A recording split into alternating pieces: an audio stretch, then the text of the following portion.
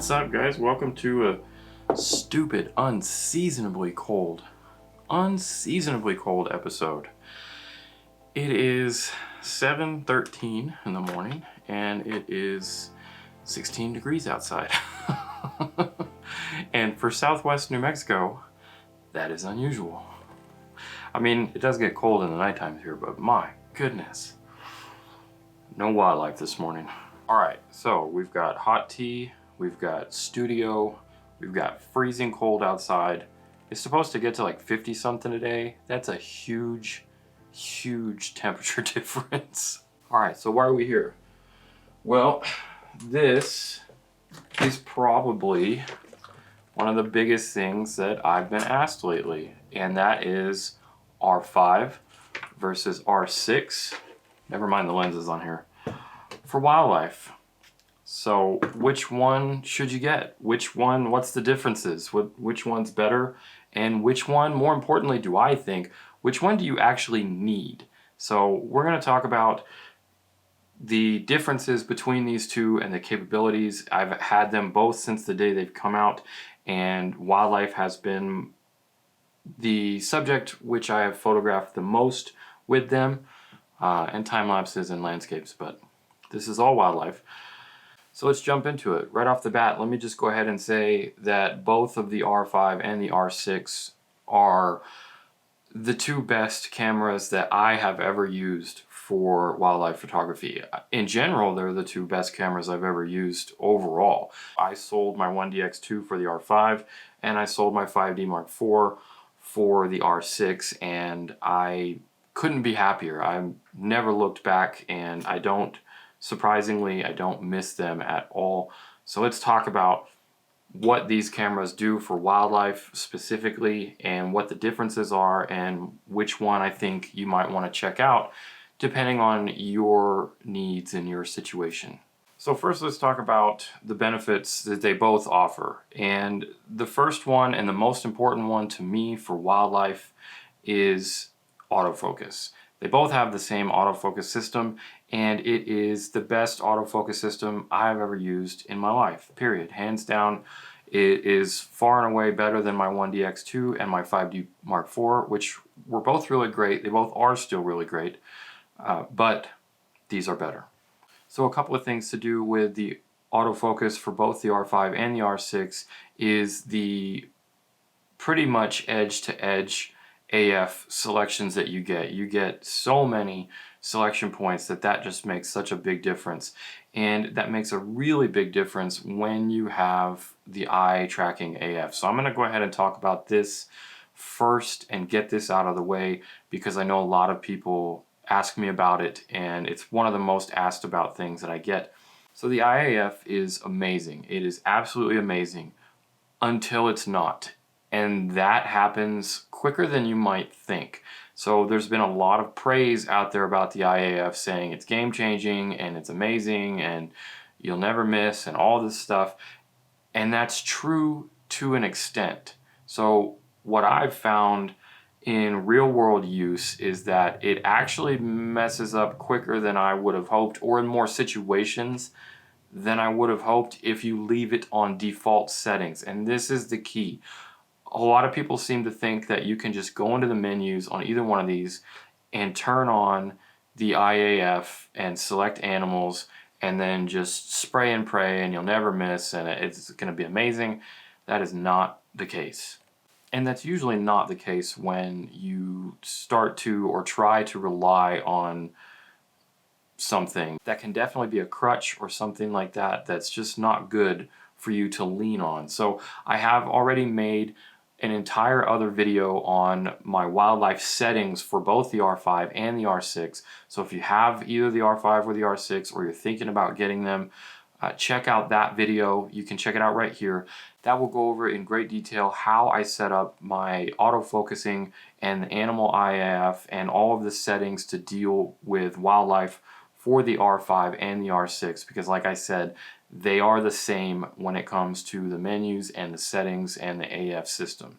That being said, I will quickly go and tell you that in order to fix this problem, so the IAF, what I found is that it will there are a lot of situations where if you're in the trees or there's something else in the frame, or there's multiple birds in the frame and you're trying to focus through branches or next to a big tree or in the grass, or any time basically where you're not on big beautiful shorebirds in the wide open areas or something like that, it will have a tendency to lock on to something else, to a branch, to a leaf, to a tree trunk, to whatever. And that's really frustrating. If you have it set up regularly, then you'll have no way to tell it to go where you want it, which is the subject, the animal, the bird, the whatever wildlife that you're after. And that's really annoying, and it happens more than I would like. So I made a whole video on how to fix that. And basically my fix is to do dual back button focusing. So once I got that issue dealt with and set up the way that I like, that's when the autofocus system as a whole truly started to shine, and my abilities to really nail the subject, the wildlife, the bird, whatever, just that's when it just went through the roof. And that's when these two cameras both became absolutely amazing for me.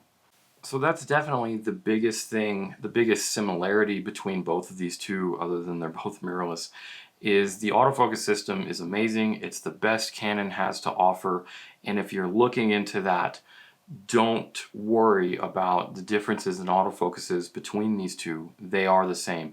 And for wildlife, like I said, for me, that's kind of the biggest important thing, like whether or not I would be considering buying the R6. I've had a lot of people ask me, should I can't afford the R5, should I get the R6? Is it still going to be good enough for wildlife?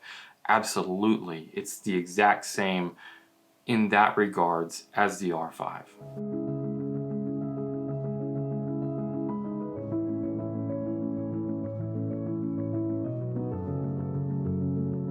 Alright, so let's talk about some differences. So the first difference, obviously, the sensor, right? 45 megapixels for the R5, 20 for the R6.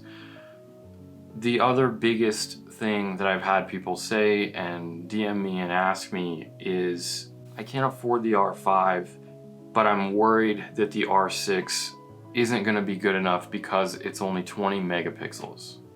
So this isn't going to be super scientific, but let me just give you my thoughts as a full-time professional who has been using both of these two cameras for a few months now.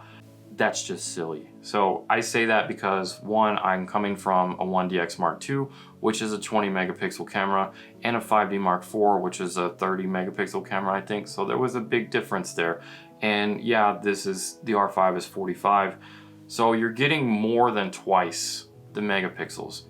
However, image quality is not just about megapixels, and I think a lot of people seem to forget that. And again, the megapixel thing seems to be a crutch that people are unnecessarily leaning on. And I'm here to tell you that there is so much more to photography, and especially for wildlife, than just high megapixels. High megapixels mean nothing if you can't nail your subject for autofocus, and things like that are super important. And since these guys both have the same autofocus system and they're both functioning exactly the same in terms of their ability to initially capture the wildlife, of course that's going to also partly depend on your lens. So those other factors are extremely important in determining whether or not you can get a good image out of something that's only got 20 megapixels versus something that's got 45 megapixels. Are you going to be able to crop more on the R5? Obviously. But that doesn't mean that you can't still crop on the R6. I have had plenty of situations where I'm rolling with this guy back here, which is my 1:400 Mark II, and I also have the 800, but if I need more light and there's different styles of wildlife shooting, if I'm rolling with that and I'm on the R6, then there's plenty of times where that's just not enough reach, and I'm just finding myself cropping in.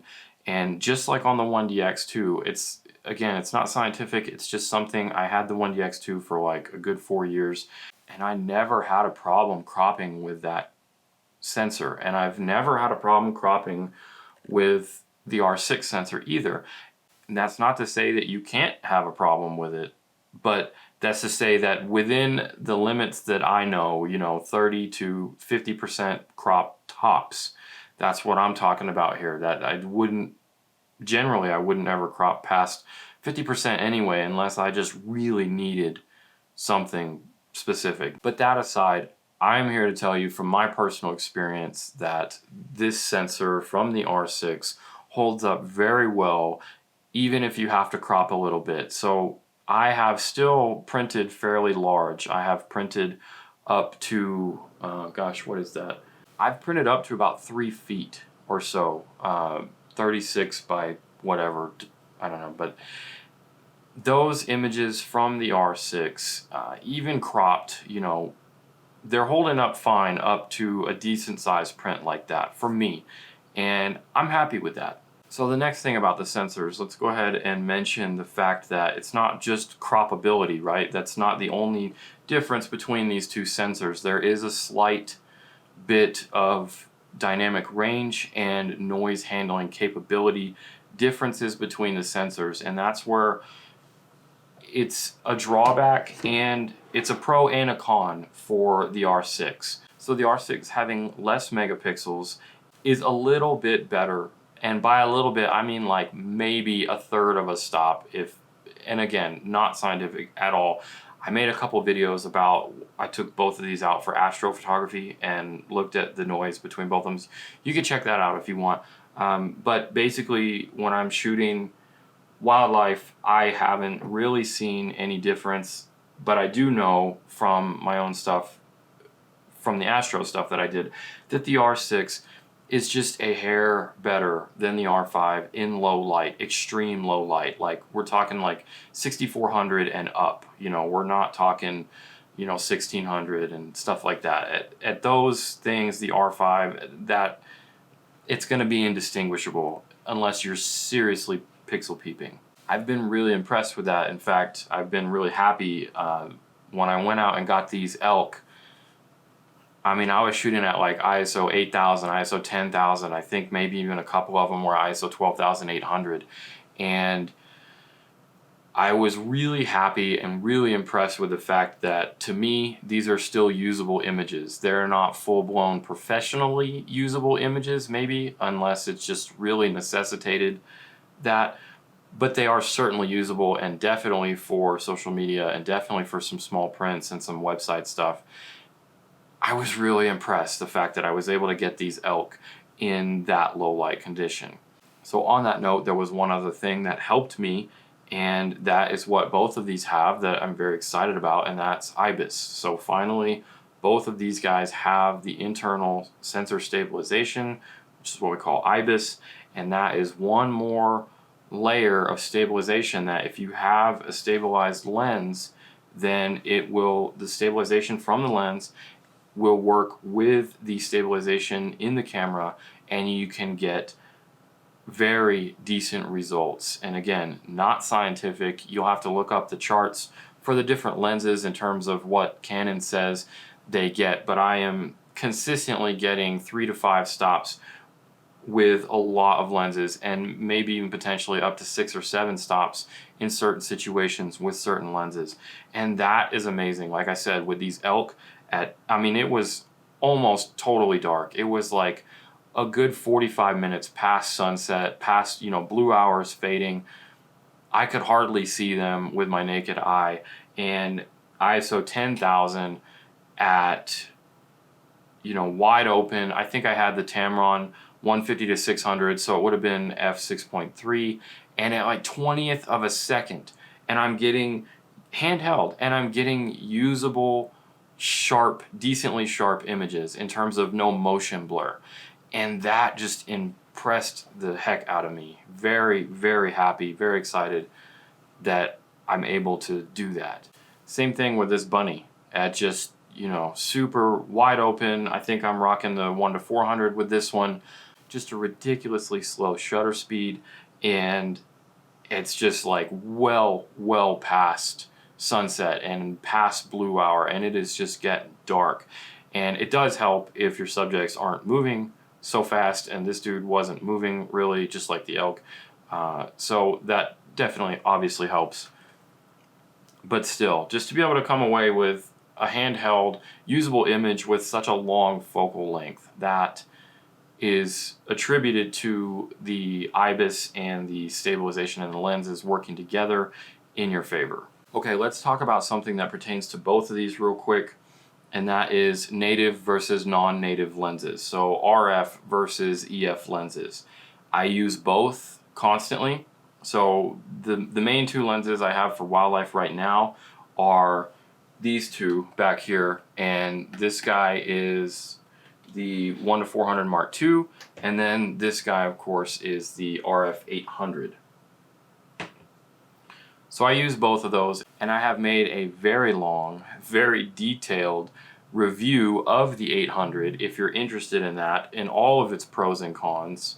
So you can check that out right here. But I also did a comparison with that versus something like the Tamron 150-600, which I still think is an amazing lens for the price. But let's talk about native versus non-native real quick. So first off, I've experienced zero difference or degradation or anything concerning putting EF lenses on from both Canon and third party. This is the Tamron 70-200.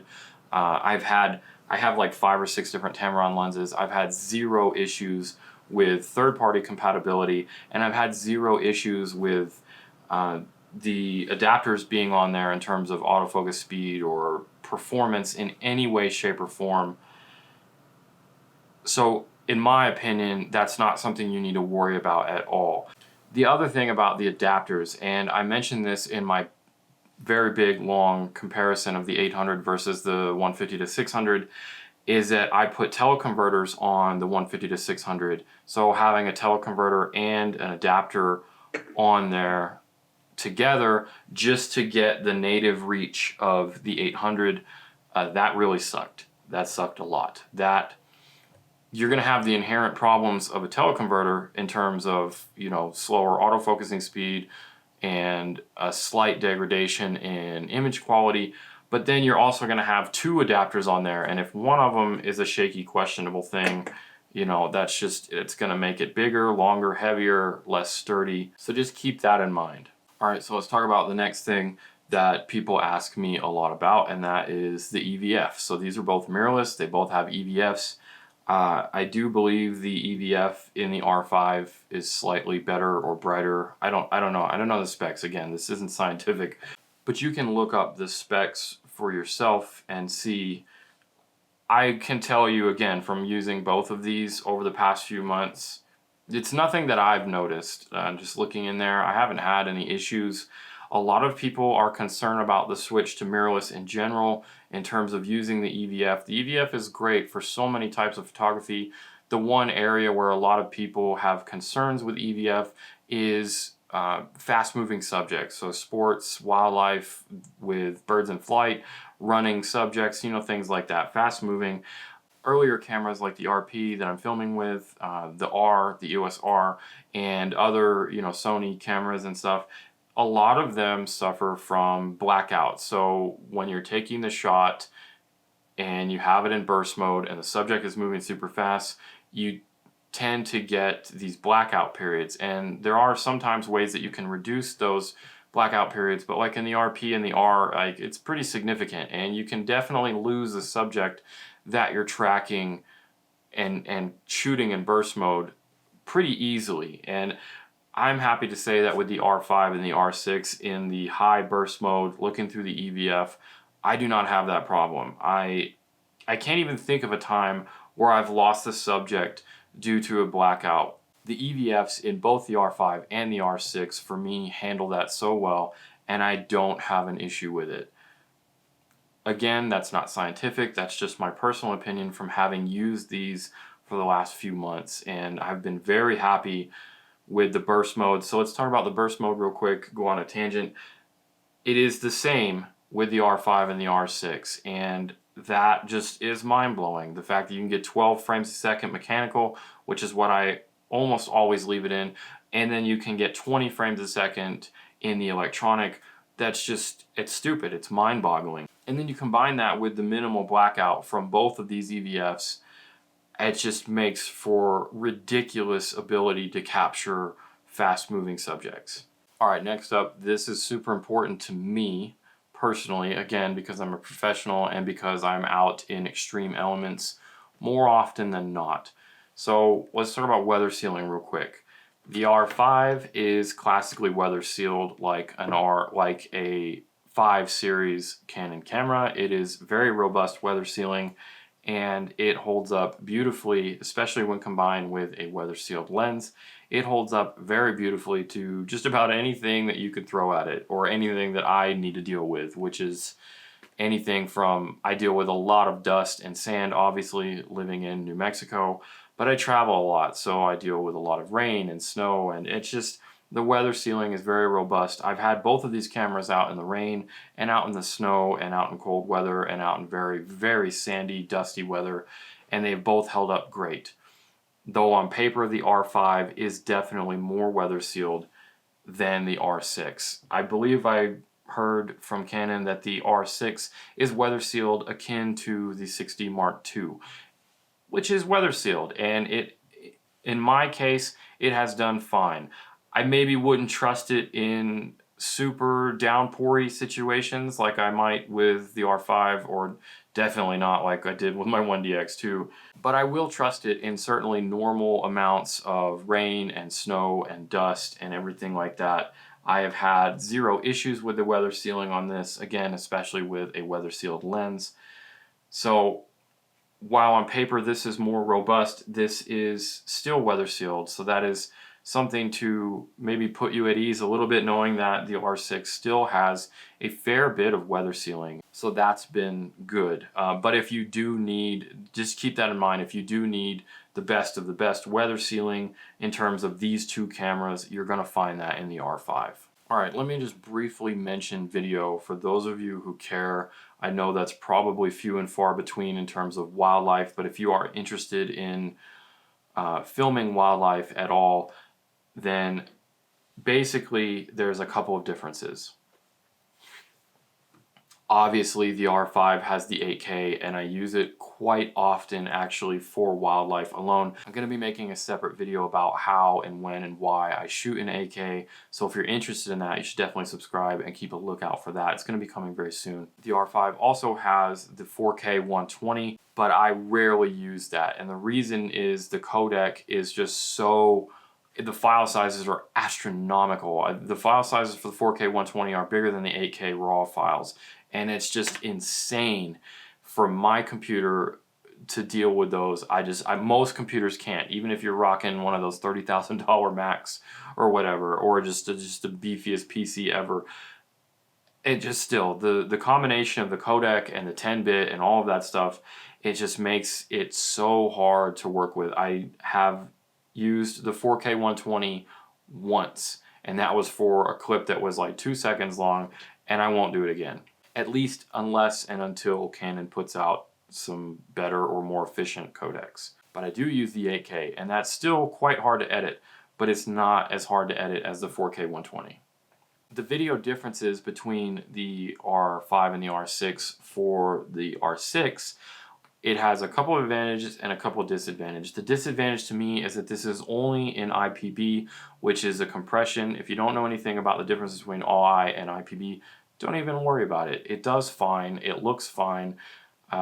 Everything that I've shot from there is fine. It's just a little bit more compressed, which makes it a little bit harder to edit, which is the opposite of what you would think. But it does make for more manageable and much smaller file sizes. But where it shines for me, especially for wildlife and action stuff, is that the R6 has 1080 120. So as of the time of recording, Canon has mentioned that they are going to put 1080 120 into the R5. However, they have not done that yet, and that makes me very sad, but not too sad because I do have an R6 and I'm very lucky, and I know that, and I take advantage of that. So a lot of my slow motion stuff is filmed in 1080 120 with the R6, or 4K 60 with the R5.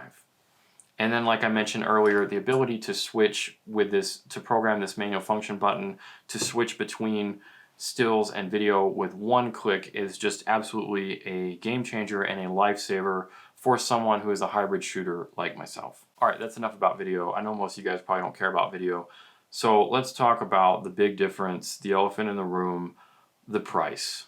The price is probably the biggest difference that people are talking about, and whether or not it is worth it to you, that is the big question. So many people are asking me, is the R5 worth that much more over the R6? And it, again, I can't answer these questions for you guys. I don't know any of you. I don't know who you are. I don't know what you do. I don't know what you like. I don't know what your budget is. I don't know what your skill level is. I don't know what you shoot primarily. I mean, all of these factors, there's so many factors that go into, is something worth the upgrade? And this goes for anything in general. People ask me, what camera should I buy, or what lens should I buy? And I try to answer that as best as I can, but let me just give you my experience and my thoughts on that real quick. The biggest differences between the R5 and the R6 are the megapixels and the video features. Everything else about these cameras is so similar, and maybe the weather sealing, if that's super important to you, the R5, like we said, is much better. The R5, like I said earlier, is better than the R6 in terms of weather sealing.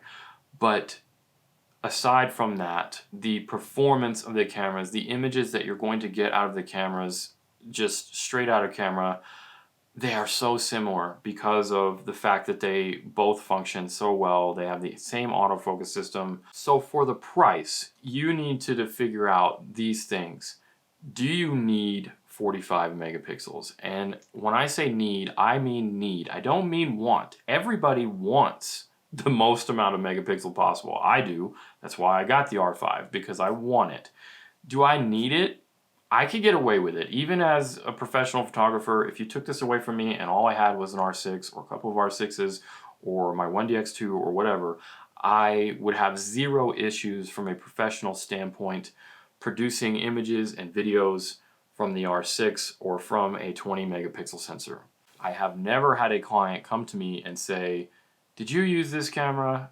Was that a 20 megapixel sensor? Like, I would prefer you use something higher or something better. Clients don't know that. Nobody cares. So this is a want for you. Some people legitimately might need 45 megapixels. You know, landscape photographers, portrait photographers, and in wildlife photography, where the 45 excels obviously is croppability. So it is very hard to get close to your subjects, and the more you can crop and still have a usable, sizable image is fantastic. That is the number one reason why I bought the R5 and why I want that 45 megapixels, is because I know that personally I do crop a lot. Even with that 800, I still crop a lot, because there are just some times when you can't get as close as you want. And I want to crop, and I still want to have a lot of megapixels left over. So you need to determine, do you need that 45 megapixels versus do you just want it because it's hyped? Because on the contrary, like I said, I have cropped with the R6 plenty of times, and if you just left me with just this camera, I would be totally happy, and I would still be coming away with great images even if I have to crop.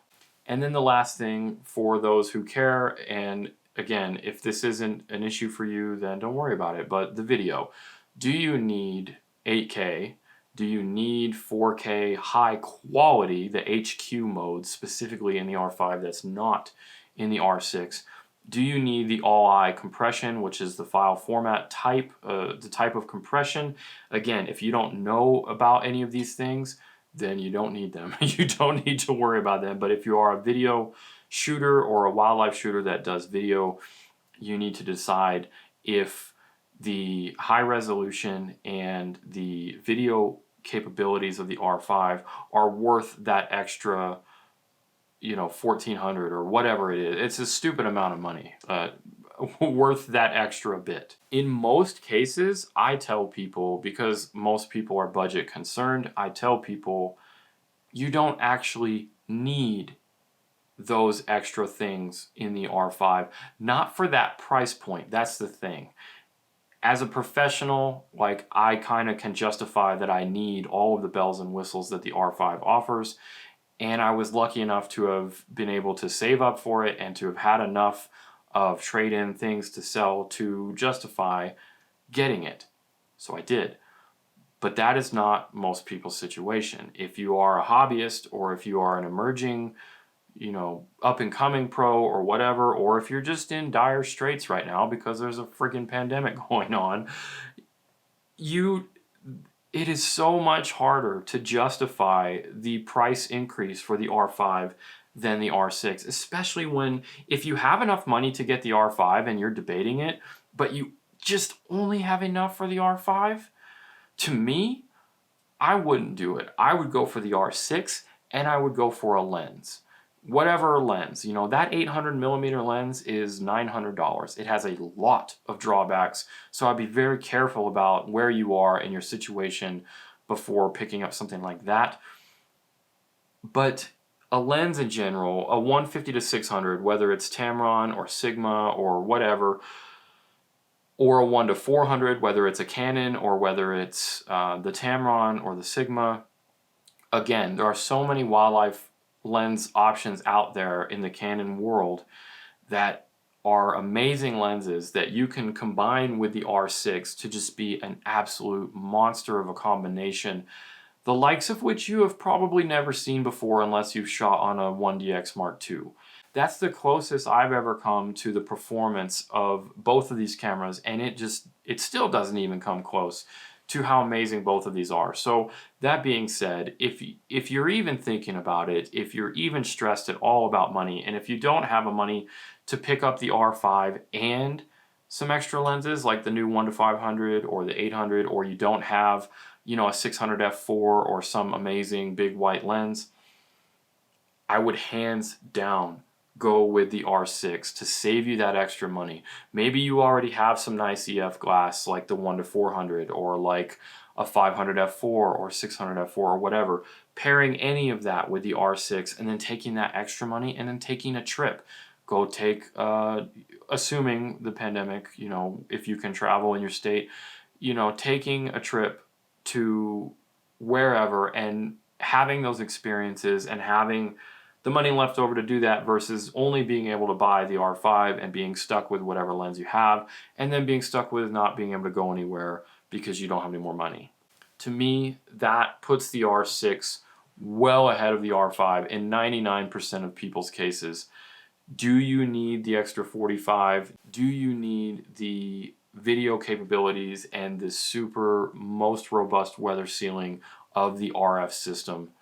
And are they worth the extra 4 figures over this? I'm gonna go out on a limb and say probably not. Not for everybody, but for most people, I think the R6 is just such an amazing, amazing value of a camera for every type of photography. It's just been amazing, and especially for wildlife. I have never had anything as good as these two. And the fact that the R6 shares so many things, including the best thing for me, the autofocus alone was worth the upgrade from the 5D4 to the R6. And from the 1DX2 to the R6 and the R5. The autofocus alone for me, especially once I figured out that dual back button focusing thing, it's a game changer. It is absolutely incredible. So I'm gonna leave it there. If you guys have any questions about anything I missed between the differences between these two that you want to know, leave those in the comments below and I will definitely answer them. I hope this video helped you out. If it did, hit that like button for me. That's the best thing that you can do. It helps me out so much. Leave me a comment down below. If you haven't already, subscribe to the channel. I've got new videos every week. You could definitely check out some of my in the field wildlife videos where I'm out there, I take you guys with me, I show you what I'm doing, and it's much more hands-on than in the studio. So you can check out that wildlife playlist that I have. And if you want to go that extra mile and you guys are into editing and you want to support me a little bit more, I have my preset pack, which I use and love, and you guys have given me such great feedback on. So the links for that stuff are also down below. I really appreciate the support and all the love you guys give me, the amazing comments. I'm so glad that I can make videos for you guys and help you guys out. But it is definitely second breakfast time. I am starving. I've been talking to you guys for so long that my tea is cold and it's second breakfast time. So leave your comments down below if you have any questions, and I'll see you in the next one.